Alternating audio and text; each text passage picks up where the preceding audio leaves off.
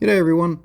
I wanted to give a quick rundown on what tonight's AMA was primarily about. Firstly, because I started recording 20 minutes into it, and RedFOX Labs brand ambassador Will has generously done a quick write-up on his impressions of the White Label NFT platform created by RedFOX Labs and why it is so important.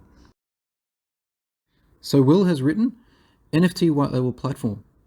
It was great to see a sneak peek of the NFT platform last night on Discord, and it totally exceeded my expectations.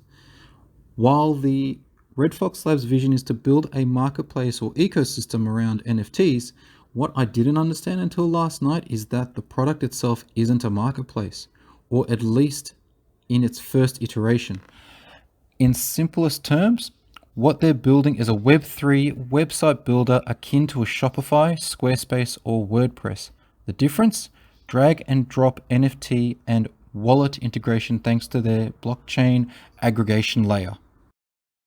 Any subscriber to the product, I think he means the NFT platform by RedFOX Labs, for a monthly fee has access to the Web3 website builder, allowing them to create, build, and maintain their e-commerce website and the blockchain integration in one place.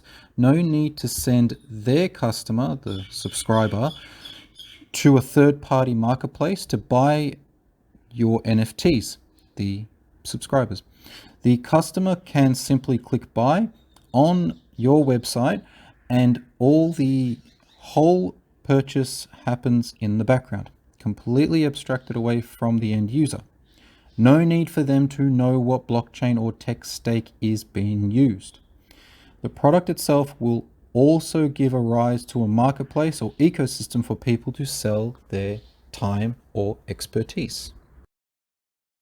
Allowing consultants to create sites on others' behalf because they, the client, lack either time or expertise, and or through developers creating new paid integrations or website modules, custom premium templates, and of that like. So how does this help the RedFOX Labs ecosystem? For all those that need an e-commerce Web3 ready site to sell digital goods or services on the vault, it's a no-brainer to use the NFT platform for just that purpose. Allowing you to easily create and manage your shop, all you need is a drag and drop relevant component and connect it to the NFT marketplace your assets are listed on. Even your grandma could start selling on the vault. Now, suffice to say, this AMA left a positive impression. Shout out to Pineapple Pete, the CTO of RedFOX Labs, who presented in this AMA as well. His technical knowledge and blockchain smarts are what are leading the charge in this first-to-market innovation. Enjoy the AMA. Yeah, so basically, of course, for starters, we would definitely use our own product, right, to make sure that everything works at the very least with our product. And then we can start expanding into like partners and all that. So what you're seeing here is a design of what a site could look like. And when I say could means, you could design it to be whatever you want it. You could have, if you choose to have cards like this, I mean, these are called cards, right? You can have cards. This is also a card. You could have a preview of a marketplace if you choose to have it. Subscription, links, whatever it is, social media at the bottom, all this stuff. Everything is 100% configurable from the colors, the fonts, the layouts. If you want to have a menu, you don't want to have a menu. You want to have a footer, don't want to have a footer. All of this is 100% configurable, and which is why we're giving the power to the people who have their own brands to build this. And of course, you'll get a documentation and a guide on how you can do all of this, right? And then you could start 2 pages for articles.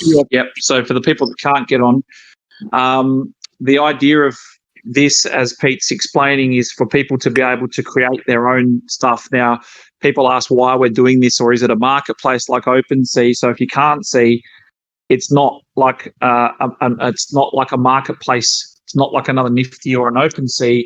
It's the ability to be able to spin up your own NFT collection, create a page with really nice pages and a site with really nice user flow, and then to be able to tap into the liquidity pools of the more widely accepted or used NFT platforms. So just to answer your questions that you ask a lot, it is built for the fact that we have clients coming to us saying, can you help us launch a collection? And they're very, very time consuming. So we've created this product so they can help themselves and they can spin up their own collections. And then obviously it's a revenue spinner for us. But I'll let Pete continue because he's got a few spoilers as far as what it will also be used for. What? No spoilers. No spoilers. Oh, but yeah. So, anyways, yeah. So one of the biggest things as well is you go to some of the sites. On the site, they explain the project, right? Let's say CogsGG, right? And I'm going to use our own product, for example. So you go to CogsGG, it says, it explains what the product is, how to get started, lots of links, right? Play to earn, collect to earn, staking, blah, blah, blah. And then when you hit buy, you got to go, it says, hey, please go to Atomic Hub to buy. And the thing is, the moment you do that, you are losing control over your customer's journey because you cannot control how the site looks like. If Atomic Hub decides to change their color scheme to, a super gaudy color scheme, you can't control that. And then people go like, oh, what the heck? It sucks. And then that part of the journey, the customer journey is affected. Having it on your site, you get to control it. So of course, if you decide to make it gaudy, then it's your choice. It's all within your control. So for the marketplace, we decided to change things up and not use what most people are used to, and also marketplace, everything's configurable. What filters you put, what schemas you put, what you display here, what you display inside here. I'm not going to show this for the time being. Bengineer. So yeah, if you look at the Bengineer here, right, you can choose what to display here for your customers. And of course, you being the owner of your own NFTs will know exactly what the user wants. You don't have to show everything. You don't have to show the IPFS hash because to the user that is not needed, right? The user doesn't need to know the IPFS hash for this. So you could choose whatever you want. And then of course we got the usual stuff here. But if you notice here, right, this is the same marketplace as Atomic Hub using the same shared liquidity.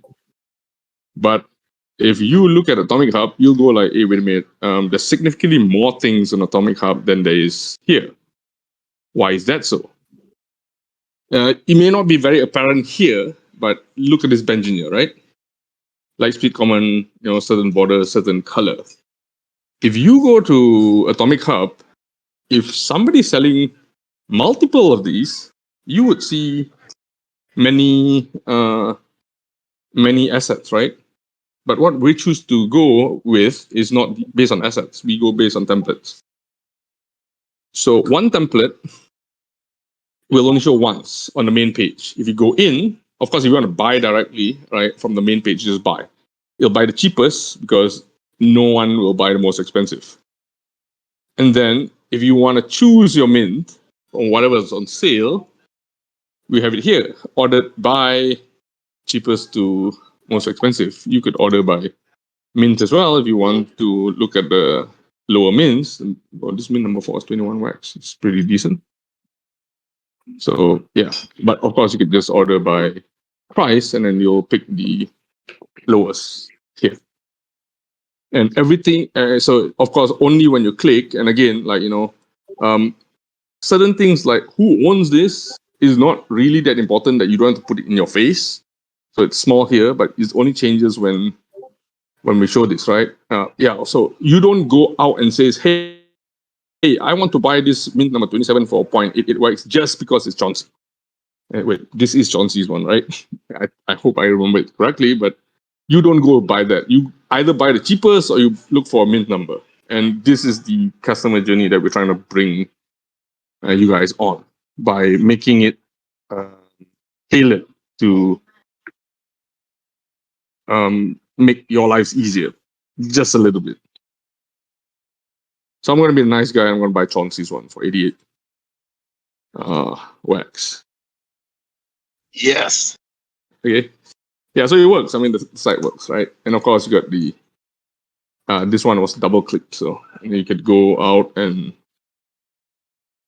look at it. Atomic Hub APIs has been a bit slow this past couple of days. Maybe still not showing here, but you'll see that it'll soon pop up here. And Chauncey can check his wallet and make sure that it's in there. So this is also, I mean, for inventory, this is by asset, because you're not going to look at inventory. When you're browsing your inventory, you want to look at the assets. You're not going to look at templates. So inventory is more or less the same, I guess, but we like to make it bigger because we want to show the clogs out. But all of this is customizable. Everything that you show here, if you notice that I think Atomic Hub is all the features, like all 14, we just choose to decide to just show this because there's a lot of other stuff that is not necessary to be shown. We got all this fun stuff for graphing and all that. And yeah, and of course, we got templates for news. So if you want to post news, it's here.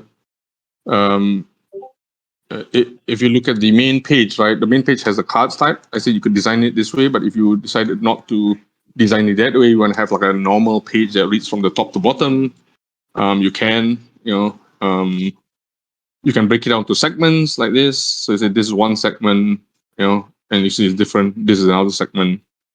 Another segment. This is one of the samples of pages that you could do. This is similar segments. Anchors work as well. You could jump to different segments if you want to. Right. Everything is 100% configurable. We use a headless CMS for this. So you log into the headless CMS, update that. It will, within a few minutes after publishing, you'll get it on your live site.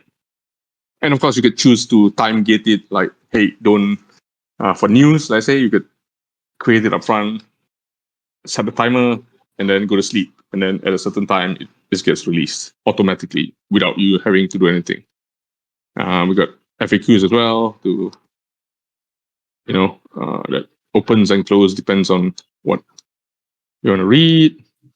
All these are just components that you just drag and drop, for lack of a better word, on the CMS. Yes, there was a question on voice. Is there a way to filter my first 25 cogs ever minted? Nope. Thank God.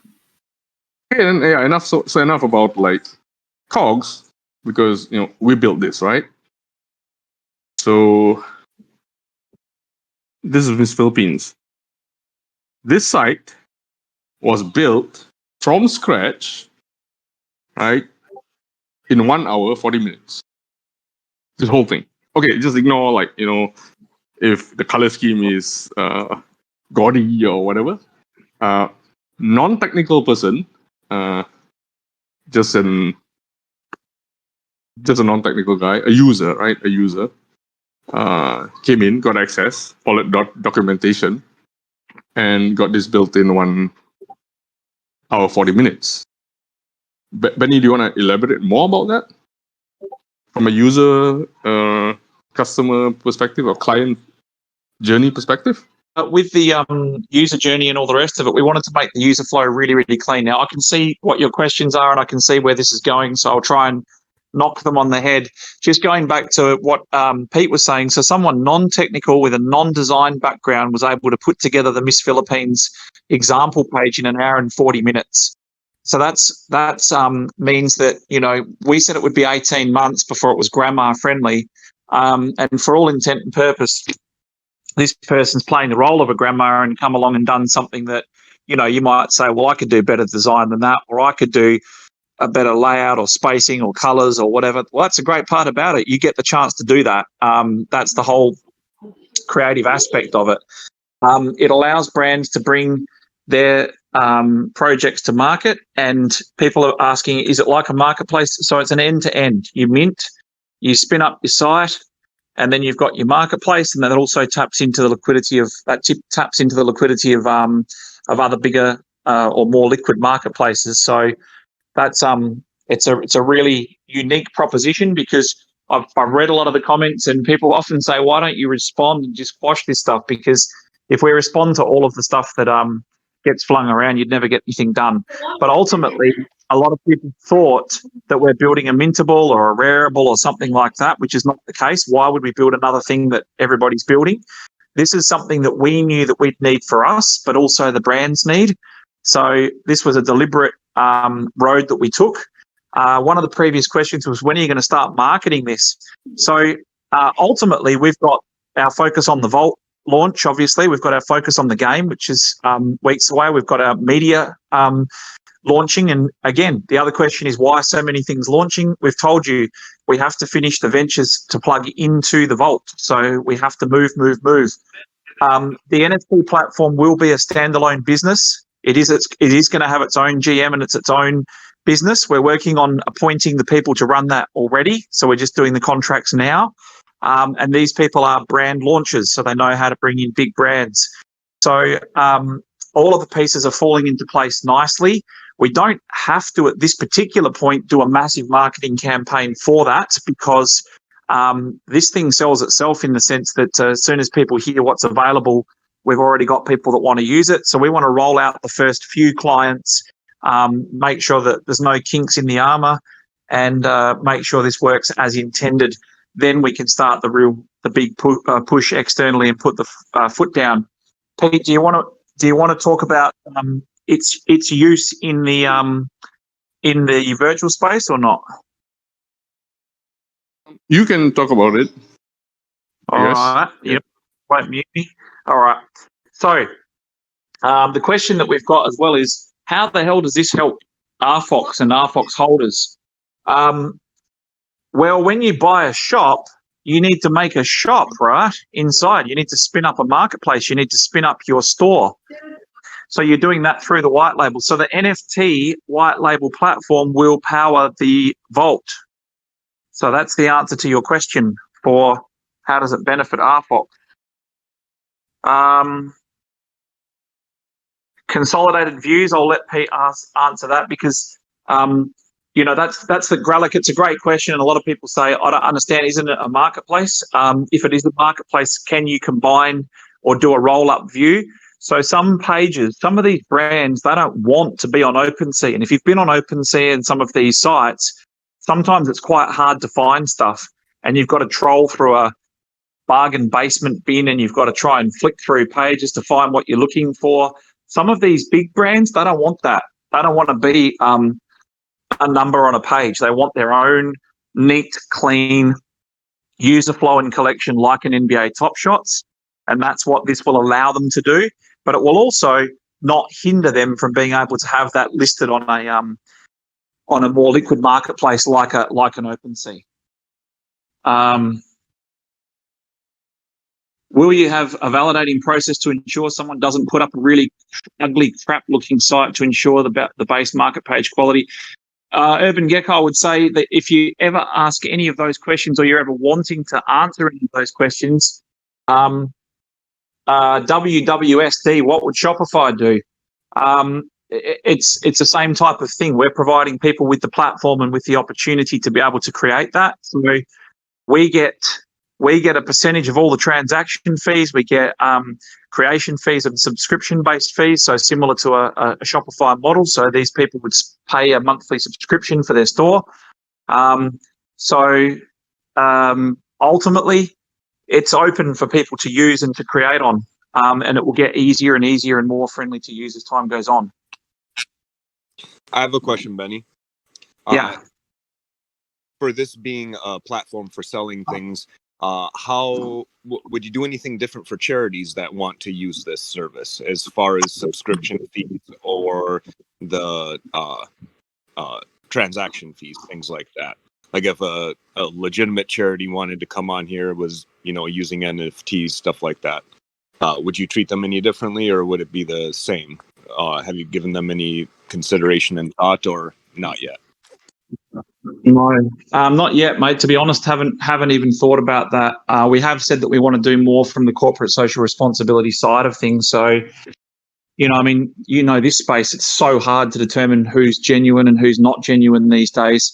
I think, just off the top of my head, and this is not something that we've thought out, it's not something that we've discussed, and it's not something that we've sat down and tried to flesh out. So I'm just saying from the top of my head, and having done consultancy for charities before, my view would be that we'd probably have them on board as a normal type of customer, and then once they've actually been vetted or whitelisted or shown that they're a legitimate charity, then we'd be able to try and see if we can do something for them. But ultimately, and it might be that we just choose a couple a year that we offer a free pass to or something like that. But we do want to do lots of corporate social responsibility stuff, and we want to make sure that we're giving back, especially in the Southeast Asian region. So it's not beyond the realms of possibility that we would look into that for sure, if it makes sense and we can verify that they're real. Well, I just bring it up because Ruby is in the final process of completing her 501(c) here in the U.S. as a, as a legitimate nonprofit. We fight the human trafficking here in Florida because Tampa's the third largest importer of human trafficking for the sex trade in the U.S., and 90% comes from Southeast Asia. So, we're kind of fighting war for Southeast Asia on a different front over here as well. So, and that's why I brought it up. I mean, we will be able to prove that we're a registered 501(c) with the IRS and the federal government here in the United States. And we are getting into adapting and using NFTs as a funding source for the charity as well. Because there are a lot of people in a lot of places that is like, well, I'd buy an NFT for $1 to help that out, or something like that. So, yeah, understood. Yep. Okay. Yeah, and happy to have a chat. That's why I asked. This really interests me, and that's a good question. I'm gonna probably get Ruby and me and her will get involved in using this. I mean, this looks awesome, to be honest. And if we can integrate it to the website that she's got set up and is developing, then that would be even better because she could start listing everything there. Yep. Well, to correct your statement, Hanford, she will be using this to replace whatever website that she's developing right now. Hey, well, that works fine with me. I can live with that. Yeah. That's what people were like when we're talking to our. I just nearly slipped who that was, but when we're talking to the clients that we're about to work with now, they were asking the same question, and they were shocked that they could actually. They thought that they were going to have to do some sort of like clunky integration to the website and all the rest of it. And then they found out that they could actually build it all within the white label, and they were like hugely impressed and asked the same question that most people would, and that is, how come no one knows about this project, or how come no one knows about this? How are you going to market it? How are you going to advertise it? But like I say, we follow the same method. It's patience. It's a long game. We get the MVP to market, we establish a product market fit, we make sure the thing works properly and does what it's supposed to do, and then we go, then you put the foot down, then you accelerate. That lovely lady's come back and asked that question again. Anything stopping a princess NFT shop? No, ma'am. You may start up whatever type of shop you like.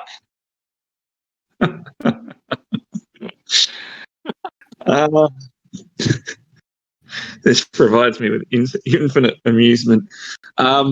So it's a good idea, huh, guys? It's I think it's something that's very different to the rest of the market. And again, people say, why do you have to be so secretive about stuff? It's not about being secretive. We did explain exactly what it is. But the thing is that this is a fiercely competitive space, and we're bringing out several offerings simultaneously that are all a little bit different to what currently exists and solve different problems, and then trying to work out how the hell to click them all together with a severely undermanned team, it would be fair to say, Pete.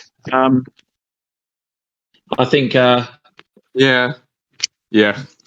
But we did it. Yes, you did it. It was an amazing job. So How does your whole market work in terms of transactions? Okay, so that's another question. So Pete might be better to answer that. But we've had this question a lot as well. What if you're backing into someone else's marketplace? Jesus, these fees will be ridiculous. How does RedFOX make money? So we make a subscription-based fee per month. So you're paying like you would on Shopify for your for the use and storefront and all the rest of it, and then a transaction fee can be charged. But we can also we have different pricing models. We can also charge a percentage of your sales based on what help or assistance you need. So some people will require further assistance or customization or added features. And as Pete has pointed out to a few of the clients that we're talking to, when we look to add a feature to the platform, it's going to be something that's upstream and it's going to be available to everybody going forwards. It's not like it's a standalone customization. It's something that if we implement it, it would be shared across the whole platform. And correct me if I'm saying it wrong, Pete, but ultimately that's, when you aggregate stuff, it means that if you do upgrades or updates, that it makes it available to the whole platform regardless of the chain that's integrated. So as of right now, we have 40 different components that you could use to, if you're a website guy, you could use to, there's 40 different components that is used to build this website. Like the marketplace, the FAQ structure, a hook for subscription, those kind of things. And then we got like integrated YouTube videos. I believe we have a 3D viewer as well, which Wax doesn't have right now. OpenSea has it, a 3D viewer. But the thing is, if somebody comes to me and says, "Hey, I need, another component," and it's a valid request, we can build it. And the thing is, if we have, let's say, 10 clients by then, and this client, one of the clients are requesting it for a new component to be built, and once we build it, every client will be, will get that same component. So that way, the whole ecosystem is always growing, and people can get more value out of the same platform. Exactly. Chris, Ramses, I'll ask you a question. I'll answer your question with a question, or your statement with a question. How long do you think, with a product like this that's aggregated and can take on multiple chains and it taps into other marketplaces' liquidity, if you were going to amalgamate or roll up some of that volume or centralize some of that market trade volume, how long do you think you would actually have to tap into other marketplaces' liquidity before you've got enough traffic for yourself? Obviously, you'd still want that as an option, but it's not going to take a huge amount of time before we can corner this. That's a good question, Clemer. Will there be a plug-in system for languages, for example? So because we're dealing with multiple markets in Southeast Asia, a lot of these markets don't actually speak English. So we are going to have to cater for the markets that we exist and operate in. At the moment, obviously, we're dealing with predominantly English markets, but that's not going to be the case for very much longer. So we've got to move quickly to adapt. But as stated, we thought that it would be about 18 months in a series of iterations before we would get this to be grandma friendly. And don't forget, you're having a look at version, it's what, 0.9, right, Pete? It's not even 1.0 yet. No, it's not 0.9. This is like 0.6, I guess. Okay, 0.6. And, we've got the first clients launching on this in mid to late September on two respective chains. So we're close. But the question would be, how long before you see it in multiple languages for 10 different blockchains on the supermarket shelf? And again, we did say that it would be like an 18-month journey to have all those iterations out, but we've moved at a very strong pace, and we're I think 1.0 is going to be probably better than I envisaged it, and I think probably better than a lot of us envisaged it when we first sat down and worked out what to do here. So I think the teams can be very proud of what they've done. My only worry is that NFTs that can't show up on Atomic Hub on the ETH side. OpenSea reads a lot of items contracts that's no BD, and certainly if you have a lot of sales from built for an audience of BSC to ETH, then introduce them to Wax assets, they'll pretty much be captive to your marketplace, and then you could release your own contract for sure. Yeah. So there's lots of those things. Like Ramses, the easiest thing for us to have done would have been to just say, you know what, ETH's so different to Wax and BSC so different to the others that why don't we just build 10 different white labels and just have one for each, and then a person can choose. But we've gone down the pathway, and the tech team have decided to do the aggregated model for the purpose of that continuity and the ability to upgrade and to combine all of that together. And that's not the easiest route. And we keep choosing the routes that are quite technically difficult compared to what we could choose. And you know, if you had 8 or 9 different white labels, then realistically, you're not really offering much different to stuff that's already out there, right? Because there's already white labels that exist for most of these chains. So it's not really, you may as well just pick up what everybody else is doing. So unless we get the benefit that you're talking about there, Ramses, there's no real point us doing it. Are you minting to Atomic Hub? Taking that fee during that payment process on Atomic Hub and then paying the other fee directly to the host market? Gecko, are you familiar with how Atomic Market works, the contract? Yeah. Because if you're not familiar, then we can have that in one of the design sessions or something like that. I can go through exactly how it works. But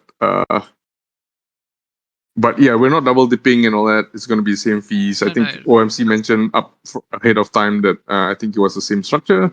I did answer yes, it is exactly the same structure. So if you buy cogs on our platform, if you sell cogs, like the one I just bought from Chauncey gets hit by 10%. The same as me buying it on Atomic Hub. Subscription. We charge a subscription for the clients to use our marketplace. Per month. So same as like Shopify or a Netflix subscription or something like that. So you're paying a subscription fee. Okay, that answers it. Thank you. Right. No problems. Concept is great, but it needs some painting work. It needs to look more professional. Yeah, so great. Like the thing is that it is already fully configurable, so you can choose the colors, the styles, the cards, the layout, all the rest of it. But inevitably, it will be up to, like, for example, if someone was not very good as far as design skills and that type of stuff's concerned, it could look ugly, it could look crappy. But if you're pretty cluey and you know how to do that type of stuff, then you can make it look as good or as amazing as you like. But the idea is to do something like Shopify does do, and that is in time to have some of the standardized, customized templates that would look really great and don't require much fiddling around to look super, super slick. But in the beginning, as we've said, this is a 1.0, and it's supposed to be, there'll be a bit of fiddling required and there'll be a bit of work required from the client side. So, we're working with a few clients skilled. I understand I understand the statement that you just made. However, I'm going to tell you that the painting work is not us, it's the client. So if you were to subscribe to us and get this NFT white label from us, if you can see the screen right now, that's what you get. Yeah, Pete, don't get me wrong here, but if you want to sell this platform, and don't get me wrong here, the concept is great. I fully understand how it's going to work. But if you want to sell it to a brand or to whichever concept who wants to join your platform, you will need some more impressive templates to show them, because it's going to be very hard to convince them with a site looking like the 90s. I'm being very black and white here, but this is just from the commercial point of view. If you want to market, that's my point. I mean, it's up to the client. So when we show the clients, all the clients were asking is, I can do anything I want with the site. It doesn't have to look like that. And the answer is yes. So But you Gralek, to can your do it point, in your brand, I guess. I don't know if that yeah. answers your question. Yeah. I think also Gralek means that if we've got a really, really kick-ass, very well established template or does it like a designer home, like one of the model Oh, home showrooms? you mean like so instead of showing them this or this, we show Yes, them a you need a kick-ass one. showroom. Yeah, you need to have Oh, 2 or okay, 3 fair enough, fair showroom enough. examples, because that's what you will need to show them in order to convince them Of to course, mate. join your Of platform. course. Oh, of course, 100%. Well, What we're showing you is no, we agree. Yeah, we agree with you 100%, mate. And the thing is that we've been able to just show the cogs. Like the only reason we showed you the Philippines, Miss Philippines one was to show you what a person who has never used any tools like this before can do in an hour and 40 minutes. But when we were going out and showing the few brands that we've secured now, the cogs site as a demo, as a template, they got it straight away and said, so I can fully customize and I can configure this. So what we're going to have, Gralek, is we're going to have those customers create a couple of really amazing showcases for us because they're going to be putting out their brand to the world. So I think you'll see a really a beautiful, slick-looking couple of projects going out there to the market. Okay, Next to that's Pete indeed what I showing meant. those cogs, can he show like a Kaguru on the ETH chain to show side by side? you're saying like multiple chains on the same website. You said it was integrated for Ethereum and Wax, correct? So you could like list your Kagyaru for say an obscene price or something and put it up there and it would show, correct? Yeah, Kogyo is second edition. Yeah, obviously it will show. I could search for it. G'day everyone, it's Tesh again. Just to clarify on XP's question, he told me afterwards he meant to say Kogju, an Ethereum-based cog, not Kogyaru, a wax-based cog. So to clarify, the NFT Whitelabel platform will enable users, customers to list and view NFTs from as many blockchains that are out there. So you can list and view NFTs on Wax, Ethereum, or even Binance Smart Chain, like what Bad Days Cogs edition will be based on Binance Smart Chain. Now you may be wondering, can you bridge Cogju to Wax or Cogyaru to ETH? And the answer to that is not yet. The ability to bridge NFTs between blockchains, as far as I know now, isn't possible. But this platform is aiming to have you buy and sell NFTs from any blockchain.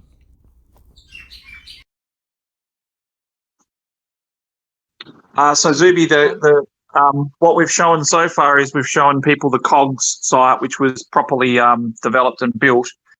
So we've been showing people the cogs and showing how you can replace and switch out and move as far as the modular sites are concerned. Which failed or struggling NFT marketplaces. So Ramses, when we first sat down, we spent a lot of time looking at actually Top Shots and saying, why is this so popular? What's the flow? Why is it attracting so many people? And we realized that it was largely due to the product and that there was lots of improvements that we could make. And then we obviously spent a lot of time in a lot of the different sites going through and trying to take the best things from the best sites. But ultimately, we also realized that a lot of these marketplaces have been built over the course of time and they've had stuff put on top of stuff and on top of stuff. And it's like, it's like a dog's breakfast of sticky tape and paddle pop sticks. And so as a result, there's drop downs and fields and stuff that'll make your head spin. So what we're trying to do is how do you strip it back and simplify it and make it easier for these big brands that are coming in so that they don't need to get onto the phone to a call center to ask what the hell these buttons mean and do. So that's something that's really, really important for us. I just want to add to what Gralek was saying about the demonstrations as well. I think me looking from the outside as someone who has designed websites via hard coding and via actually WordPress as an example, this is like the WordPress of NFT platforms. You're creating a platform. People can come and plug and play, click a few buttons. There's basic assets that are there, and they can get in without having coding knowledge, which is great. And I think on top of your marketing material, you're going to actually need to create little demo videos showing how one simple site can look completely different in 15 minutes by changing the basic layout or by switching the tiled cogs layout of the market NFTs to not being tiled to rather being full screen single asset slider as an example. And I think things like that, so that someone can see, hey, if I don't like my website or I don't like your template, I can actually change it and I can tweak it, and it'll be very quick for me to do. Yep, of course. That's the end goal. The end goal is to 100% make it that way, and that's as you can imagine, that's iterations and iterations away. And again, I keep referring back to Shopify, but if you look at a Shopify, that didn't just sort of pop up overnight. That was years of toil and labor and modifications and improvements, and we know that it's not going to be a very quick fix. It's going to be something that takes a long time to get it to the point of those types of polished players. The question that I keep seeing pop up is, how does this benefit RFOX holders and users? So one of the main things that we want to do is make sure that when we do the default, or we do have, so we want to work out, we want to offer RFOX as the as an accepted or the accepted form of payment. And as we said earlier on in this chat, a lot of people are lazy. A lot of people just connect to whatever's being utilized. If we can also make it that people are going to be utilizing RFOX from the get-go, that helps people outside of the vault as well as also in the vault. But as far as in the vault is concerned, it's quite simple. People are using the NFT Whitelabel to create their shops, and there is a 2% transaction fee for anything that goes through the vault that is kept for, as we know, distribution to quartermasters and RFOX and RFOX. So the fact is that this is going directly through those transactions. So those transactions would be facilitated through these shops that have been spun up. So it's quite a simple tie back to the RFOX. But like I say, there's extended benefits external to the vault as well. But again, Gralek, going back to your earlier point, 100%. I think that what we'll see by the end of this year is a few really, really top-notch actual working physical showcases of what can be built with some really good designers.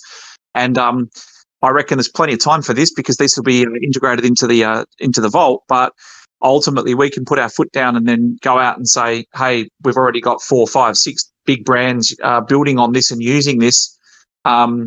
It becomes a much easier selling proposition. At the moment, we're just basically very happy to be going on the word of mouth and the clients that we've currently got to be helping us to improve this product as it develops. So that's really, really important. And what we're showing you, don't forget, it's the same with last week. We wouldn't show you the walkthrough and say, hey, that's selling the vault. We're trying to show you the progress, because the continual criticism that projects in this space get is, what are you actually doing? What have you actually built? What are you actually up to? Are you actually doing anything? So what we're trying to do is show you what we've got, what we're developing, and we're taking you on the journey with us. And we're excited that we're able to be this close and we're able to actually show you something and demo something. But by no means are we saying that this is a polished product that you're going to see on the supermarket shelf in a week. See a stripped down full market like Atomic Hub, but in this space with these design styles, so that I can also view my own NFTs and wallets. And ideally, I would love if I could customize my own wallet preview like a page. So Urban Gecko, that's one of the coming soon. Okay, Pete's just answered that. Yep. So Urban Gecko, that's coming. We're trying to make a fully customizable profile page and dashboard, and then obviously wallet integration all through the RFOX ID, and then you can effectively not only display all the things you have in your wallets, but also be able to interact with any of the ventures. And it just makes things very, very easy, because you've got everything in one convenient space and place. Yeah, for sure. If you see the screen right now, basically that's what you get when you start. And then, of course, you log into the CMS and then do your magic. So Gralek, 100%, mate, and we appreciate people like yourself that follow the project so closely. The feedback that you give us is invaluable. And we wear our heart on our sleeves, as you know. We come out here and we try and make sure that we're building something that we know is going to be great. And, you know, like I've said, I've written a blog about it today. There's a lot of pressure on balancing the opening the restaurant before the kitchen's finished. And the thing is that you want to make sure that your products are going to be serviceable and they're not going to be the horse kitchen meme that we see. Got some kids going on there. So the horse meme that we see, we want to make sure that we've got something of worth and of value. And ultimately, like you say, this is a chance to get some feedback, which we appreciate and take on board. And it's also a chance for us to be able to sort of show you that things are happening and things are moving and that we've got, you know, and as we've stated, we've got a couple of clients already that have just looked at that and sort of said, yep, I want that. I can do stuff with that. So that's great. And we'll develop this journey as we go together with these clients. So we're pretty proud of that. Yes, exactly right, Will. So the restaurant's coming together, but ultimately there's a lot of pieces that still need to come together. But you've seen a sneak peek of the type of content. We've already got full production content and stuff as far as the RFOX TV and through media is concerned. We've got the media designs and stuff finished. We're doing the integration pieces now. We're integrating the login and IDs. So we're only a few weeks away from launching there. We've got Miss Universe coming up. We've got the Vault. We've got our other clients coming up with the NFT labels about to launch. And all of this is happening in the next couple of months. So this is a massive traffic jam for us. We even got to the point last week where we had to sort of shuffle dates around a bit because we would have had two things launching on the same date. That's how ridiculous it is. So people would be saying, you know, where is it? It's been months. We've been waiting for stuff. And like I told you, and I wrote blogs about it and kept you on the journey with us and said we decided to build everything simultaneously. So that means that you wait a short period of time now, but you get everything a year and a half sooner. And ultimately, now you're seeing the fruits of that labour and things starting to come together and everything's going to start dropping at once. So like I say, these sessions are to take you through that, to give you a sneak peek, to show you what we're building. And if you think of feedback after this call, because we'll end here, if you've got feedback and you've got ideas, because hopefully your juices are flowing and going, let us know. And also, if you've got ways that you think we could better articulate things, we're always open to communicative suggestions as well, because a lot of people go away from these types of showcases and say, so it's actually a one-stop end-to-end thing, not a marketplace. Now I understand. So if that's not getting through to people, we've got to better communicate, write more detailed explanations as to what it is that we're building and showcase that better. Yeah, also just to add, I mean, feedback is good and we definitely appreciate your feedback, right? But sometimes the feedback that we get is not that we're ignoring you, but it's just where we've got that in the plan. So, you know, like I think earlier somebody mentioned about a overarching marketplace, right? That sees everything, right? Yeah, we got that in the plan already. So it's not that we're shushing you. It's in the plan, but it's just we're not there yet. And again, we're just bringing you along with this journey, right? So you get to see what we're building, not just telling you and not showing you.